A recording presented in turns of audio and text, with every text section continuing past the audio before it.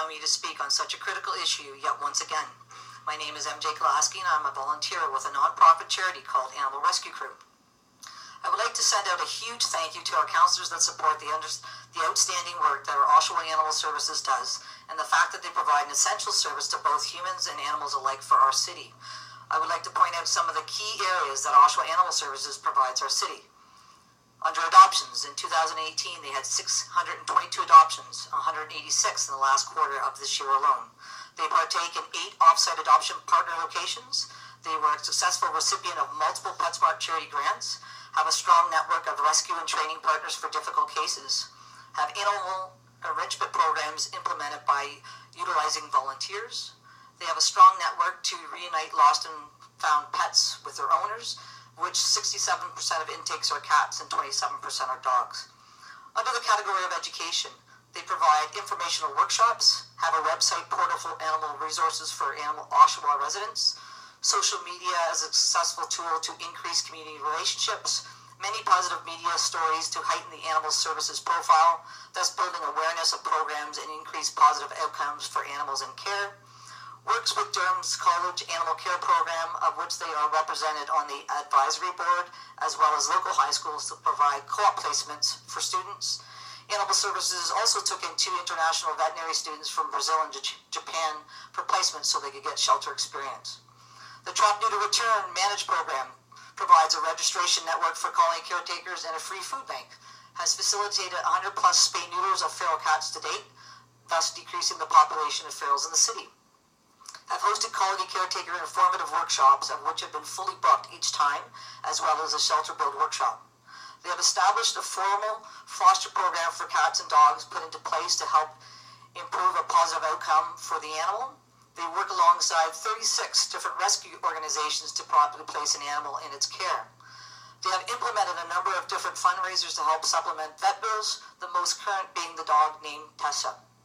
They offer a cremation service to the residents of Oshawa for their deceased pets, which is provided by an external company. Overall, Animal Services has become a community hub for animal welfare, community education, and enhances the lives of both the animals and the people of Durham region.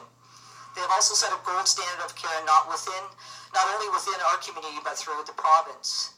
People come from all over to adopt. They are trusted, open, transparent, and the animals receive the utmost professional care while in their jurisdiction. With all the positives stated before on what our Animal Services does, what the heck is our city thinking to outsource, basically hand over such a successful operation, which is primarily due to the extreme dedication and hard work from the current staff of Oshawa Animal Services to a third party with a 10-year irrevocable agreement that includes giving them millions of Oshawa city taxpayers' money, as well as any future donations that come the city's way. That including the donations that were frozen back in February this year. I would like to know who approved of these funds being frozen. It is not the council's right to decide whether the donation of a private citizen is to go. Obviously, if I donated to the Animal Services, that's where I want my money to stay, not given over to the Humane Society or any other organization. This is so wrong in every sense imaginable. Licensing fees. Where do these fees go?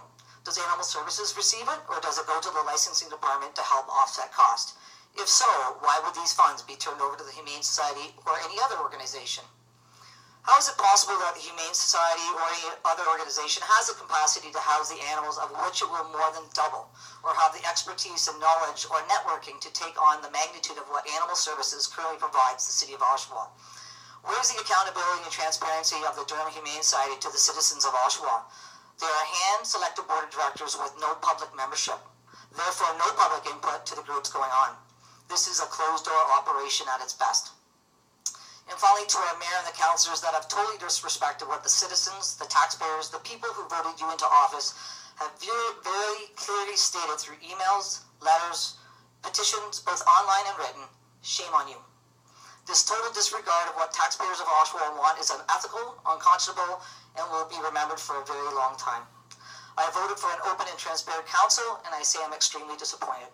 The backdoor politics that is so blatantly obvious is so wrong in every essence of the word. You were voted in to represent the citizens of Oshawa, not your personal agendas. When was the idea of closing Animal Services and striking up such a horrendous deal the Humane Society first initiated? as it sure wasn't mentioned in any campaign prior to being voted into office. It's sneaky written all over it. You don't mess with people's animals, they are their family. Both organizations have different mandates, and both are vital to serving the people and animals in their jurisdiction. I'm asking you to ensure that all current investigations into reducing or eliminating the current service levels at Oshawa Animal Services be terminated, and that the Council of the City of Oshawa commits to full funding operations of Oshawa Animal Services at no less than their current level of service until the end of the current 2018-2022 term of the Council. Thank you.